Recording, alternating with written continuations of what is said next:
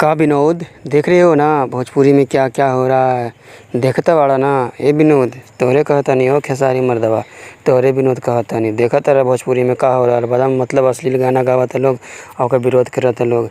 ऐसे मत तू गावा, समझला ना, तो फिर तोहरो विरोध एकदम कस के रहला होई, समझला, बुझाते कि ना समझ रहे विनोद।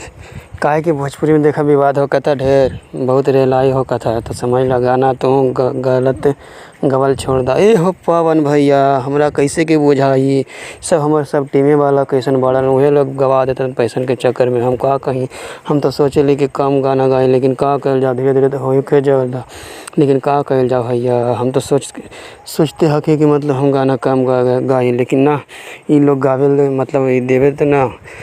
अरे ओ विनोद, तोहरा के बुझाते नहीं है का? हाँ विनोद, ये कुल ऐसन कैल छोड़ देना, तो फिर तोहरा के बाद में ये सब करे के पड़ी, समझ ला।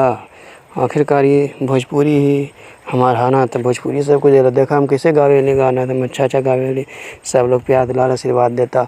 और तू विनोद, तू समझ जा, समझ ला खेसारी भाई, इसीलिए हम तोरा बोलता नहीं, तू हमार भाई मर्दवा हवा, ऐसे काहे कुल करत बा, समझ ला, छोड़ दा ऐसे कुल, ना तो फिर जनता ना छोड़ी तोहरा।